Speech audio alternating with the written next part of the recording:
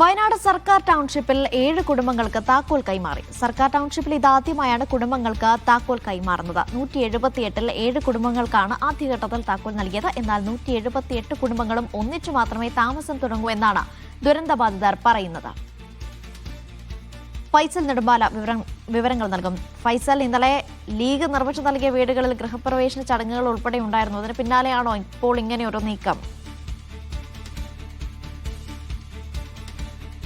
അനീഷ, തീർച്ചയായും സർക്കാർ ടൗൺഷിപ്പിലും അങ്ങനെ കുടുംബങ്ങൾക്ക് താക്കോൽ കൈമാറിയിരിക്കുന്നു. അവർ തന്നെ അവരുടെ വീടുകളിലേക്ക് കയറുന്ന ദൃശ്യങ്ങളാണ് നമ്മൾ കാണുന്നത്. നമ്മളിപ്പോൾ ഉള്ളത് സോൺ 3യിലാണ്. സോൺ 3യിൽപ്പെട്ട ക്ലസ്റ്ററിലെ 7 വീടുകൾക്കാണ് ഇപ്പോൾ താക്കോൽ കൈമാറിയിരിക്കുന്നത്. നേരത്തെ തന്നെ പല വിവാദങ്ങളും ഉണ്ടായിരുന്നു. എന്നാൽ അതൊക്കെ മറികടന്നുകൊണ്ട് അതിൻ്റെ പ്രശ്നങ്ങളൊക്കെ പൂർത്തീകരിച്ചുകൊണ്ട് ഇപ്പോൾ 7 കുടുംബങ്ങൾക്ക് താക്കോൽ കൈമാറിയിരിക്കുന്നു എന്നുള്ളതാണ്. അപ്പോൾ സ്വന്തം വീട്ടിലേക്ക് മാറി താക്കോൽ കിട്ടി.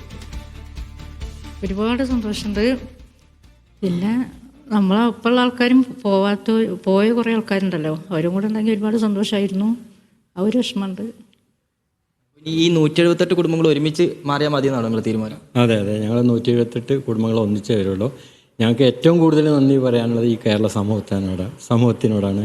അവർ ഞങ്ങളെ അഴിഞ്ഞ് സഹായിച്ചതാണ്. അവരെ ഒരൊറ്റ ഇതുകൊണ്ടാണ് സർക്കാർ ഇതിനെ ചെയ്യുന്നു മാത്രമേ ഉള്ളൂ. മറ്റുള്ള ആൾക്കാർ, പാവപ്പെട്ടവരും പിന്നെ പണക്കാരും ഞങ്ങളെ കുറേ സഹായിച്ചിട്ടുണ്ട്. അവർക്ക് എങ്ങനെ നന്ദി പറയേണ്ടതെന്ന് ഞങ്ങൾക്ക് വാക്കുകളില്ല.